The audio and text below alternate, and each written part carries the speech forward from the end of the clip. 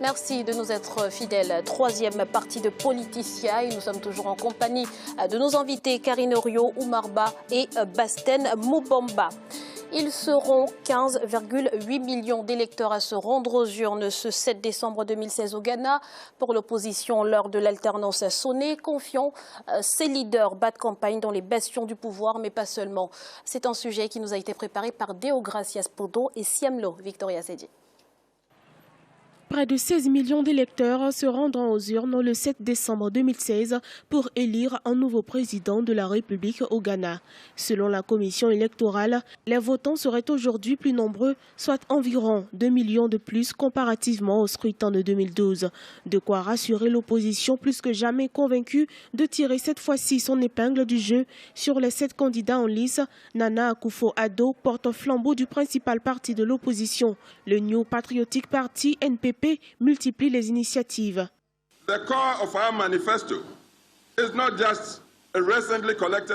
Ce n'est pas seulement pour faire valoir l'idéologie de notre parti ou encore haranguer des foules et les convaincre de choisir le candidat du New Patriotic Party que nous manifestons. La cause pour laquelle nous manifestons, c'est surtout pour rappeler les valeurs de la démocratie, le respect de la dignité humaine et particulièrement celle des citoyens de cette nation. Especially of all the citizens of our nation.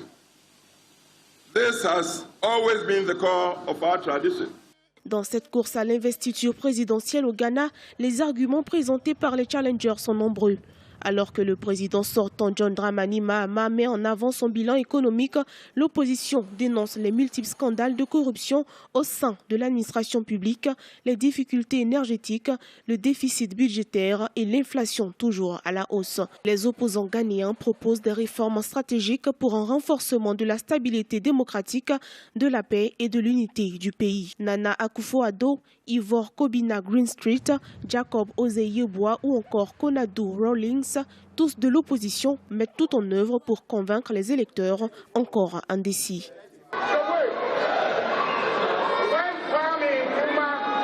Nous devons saisir une opportunité comme celle-ci pour discuter des politiques, des programmes et des solutions à toutes les difficultés auxquelles nous sommes confrontés en tant que nation. Je voudrais dire aux membres du NDC encore au pouvoir que nous continuons à vous observer. Le Ghana vous regarde. Faites ce que vous avez à faire. Bientôt, nous serons au pouvoir pour rétablir la situation. Le peuple va bientôt élire des dirigeants qui seront en mesure de mieux gérer le pays. Depuis le début du processus électoral, la commission électorale n'a de cesse d'insister sur la responsabilité des différentes parties engagées dans la compétition. L'institution met également l'accent sur la nécessité d'un dialogue politique post-électoral. Kobina Greenstreet, Jacob Ozeyeboa, Nana Akufo-Addo, Konadu Rawlings, pour ne citer que cela. Karine, lequel de ces candidats de l'opposition tire son épingle du jeu? Alors, je ne sais pas celui qui propose effectivement, parce qu'il propose en gros des réformes qui sont des réformes stratégiques. Il dénonce beaucoup la corruption. Est-ce qu'il y en a un qui effectivement a su convaincre ou apporte une proposition qui soit une proposition réaliste auprès du peuple? Je ne fais pas vraiment la différence. Donc, pour moi, écoutez, je ne vois pas. Monsieur Ba. Je pense qu'on peut donner la prime quand même à M. Comment dirais-je, Nana Akufo-Addo, qui a une plus grande expérience et qui s'était déjà qualifié. Donc je crois qu'il a un appareil politique qui lui permet d'accéder d'avoir la primauté sur les autres, de mon point de vue. Pour l'instant, il appartiendra aux autres également de pouvoir travailler leur leadership interne et de tisser le maillage territorial. Ce serait intéressant pour les futurs challenges.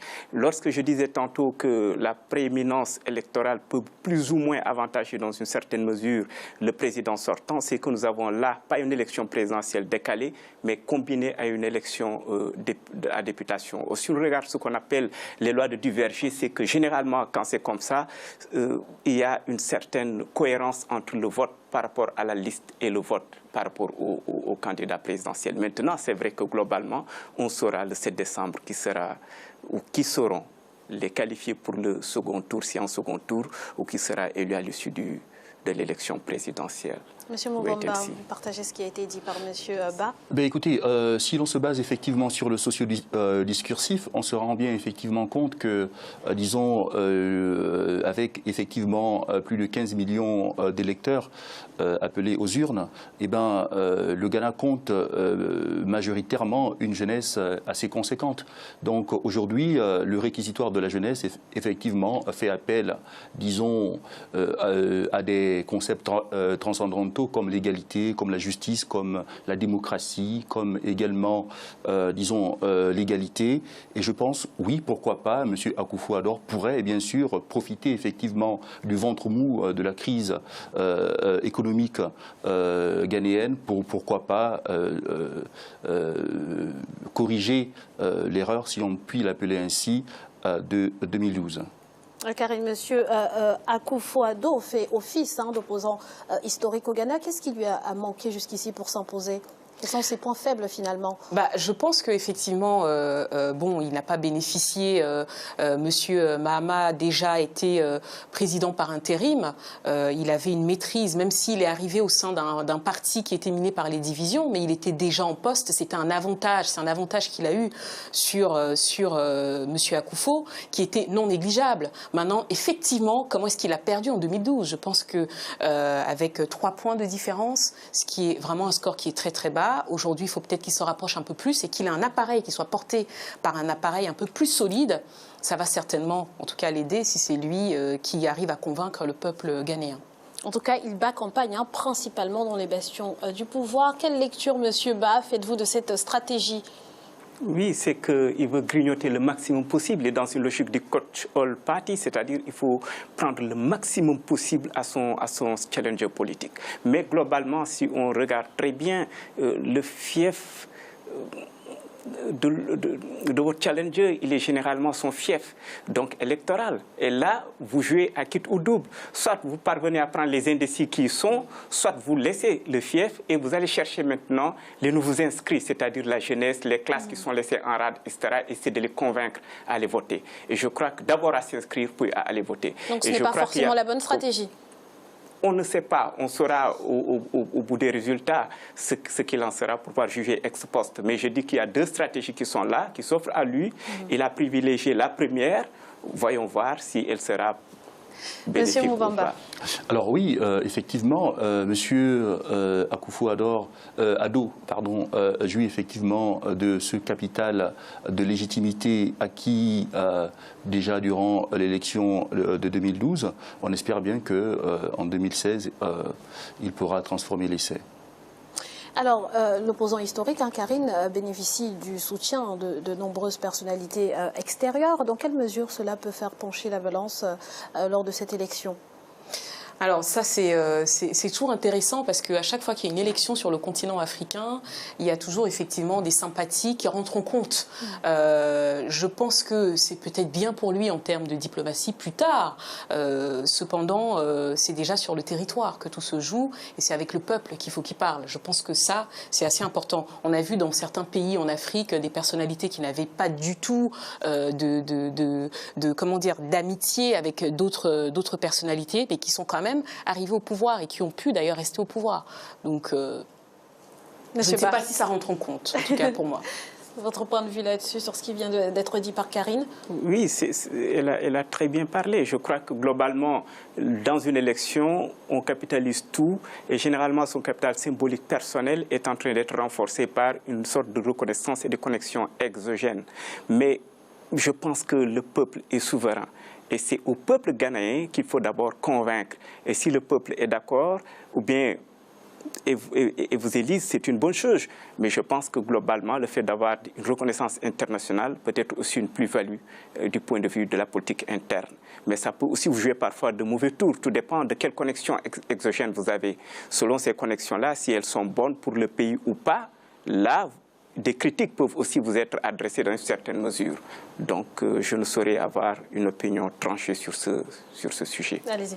Alors, mais dans la construction d'une image politique, madame, il faut rappeler d'abord qu'il est un fait de géopolitique qu'il existe un lien entre le territoire et la politique, en fait. C'est-à-dire qu'aujourd'hui, le fait effectivement de bénéficier d'un capital de sympathie à l'extérieur de son pays, cela apporte effectivement une crédibilité à M.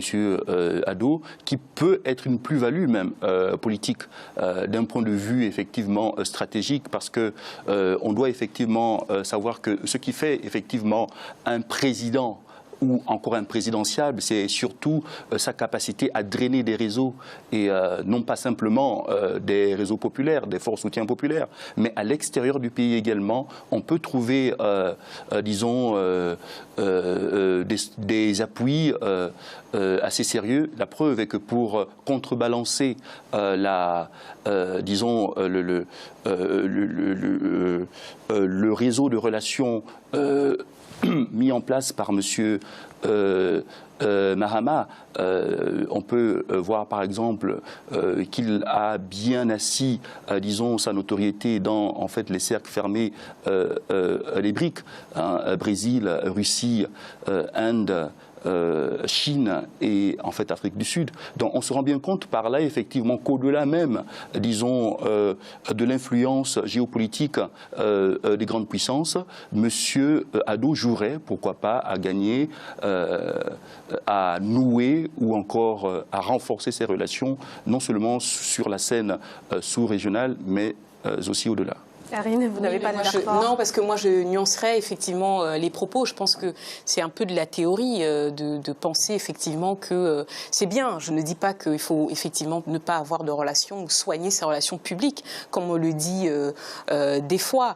Mais enfin, la réalité est tout autre. On l'a vu encore avec l'élection américaine dont tout le monde parle. Trump ne jouissait pas d'une image sympathique auprès d'ailleurs même de la France et d'autres pays. Après, effectivement, sur le continent africain, il y avait des sympathies envers Trump. Mais de l'autre côté, c'était pas du tout ça. Aujourd'hui, il est le président des États-Unis et voilà, il va devoir composer. Il s'est peut-être excusé sur certains points, mais il va devoir le faire. Donc, il n'a pas eu besoin, c'est juste pour dire que, je terminerai par là, pour dire qu'il n'a pas eu besoin, effectivement, d'être effectivement crédible par ses relations en dehors du pays.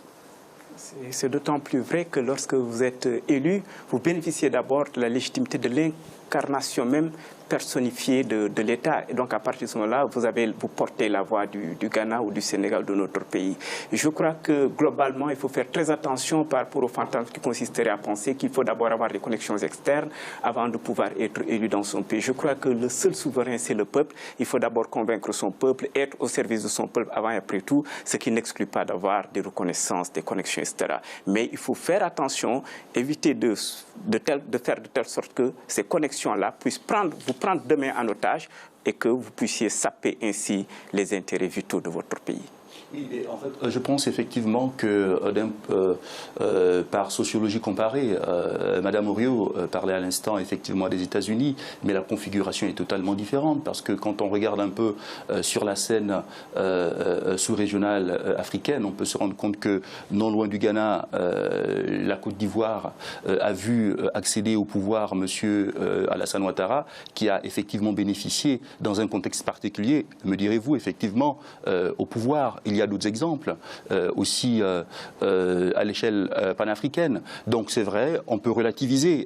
Je concède à Madame Oriot effectivement le fait que ce soit le peuple qui choisisse, mais par-delà, il y a bien sûr des réseaux qui peuvent malencontreusement faire basculer une élection d'un côté ou d'un autre. Oui, alors Monsieur Moubamba et moi, on n'est pas très souvent d'accord, mais je finirai en disant que comparaison n'est pas raison, parce que en fait c'est notre erreur quand on fait des analyses. On compare souvent effectivement le cas de la Côte d'Ivoire avec le cas du Ghana ou le cas du Congo, avec le cas par exemple du Gabon, et puis plus tard ce sera le cas du Cameroun. Vous le savez comme moi, la culture, la sociologie, l'histoire du pays compte, et puis les habitudes électorales, la sociologie électorale est tout à fait différente. Ce sont des facteurs qui sont, à mon sens, plus importants effectivement que après le soutien de personnalités extérieures. Je suis tout à fait d'accord avec Mme Oriot, d'autant plus que si monsieur parle de sociologie comparée, je voudrais même l'interroger sur de quelle sociologie comparée parlez-vous. Et à partir de ce moment, le débat aurait été plus intéressant. Et deuxièmement, dire qu'il faut d'abord compter sur la sociologie interne, ce qu'on appelle l'éthos culturel, ce qui n'exclut pas effectivement d'avoir une reconnaissance internationale. Mais attention, il ne faudrait pas que les connexions externes prennent le pas sur l'intérêt vital d'un pays. Pour revenir à la présidentielle ghanéenne, l'opposition, M. Mubamba, se dit quasiment certaine de remporter ce scrutin. A-t-elle raison de se montrer autant optimiste? Écoutez, disons, on ne va jamais à une élection effectivement avec l'idée de la perdre. Donc je pense effectivement qu'au regard bien sûr, disons, des concepts transcendantaux que j'ai énumérés, tels que effectivement, disons, l'égalité, la justice et bien d'autres concepts qui peuvent aujourd'hui, disons, être utilisés par, disons, les candidats de l'opposition. Je pense que, effectivement, si le peuple, et là je rejoins effectivement mes contradicteurs d'il y a quelques minutes, en disant que oui, effectivement, c'est le peuple ghanéen qui choisira, même s'il est vrai que, n'étant pas dans le secret de Dieu, on ne peut pas dire de quel côté penchera la balance. Alors Karine, M. Akufo-Addo promet, s'il est élu, de mettre à la disposition de chaque circonscription l'équivalent d'1 million de dollars par an pour lutter contre la pauvreté. Est-ce réaliste compte tenu de la conjoncture actuelle? C'est une promesse. C'est une promesse de candidat, comme on en voit souvent, effectivement. Pourquoi est-ce que le président en place ne l'a pas fait? S'il disposait de ce tiroir caisse avec effectivement des millions, je pense que c'est une promesse qu'il fait. L'opposition bénéficie en ce moment même du fait que le peuple est audible, parce que le peuple souffre effectivement avec tout un bilan qui est contesté. Ils ont la possibilité de venir effectivement faire ce genre de promesses, mais je crains que ce ne soit faisable. Alors un premier débat télévisé a eu lieu au Ghana ce mercredi, mais l'opposant historique n'y a pas pris part. Il a déclaré qu'il avait des choses plus importantes à gérer.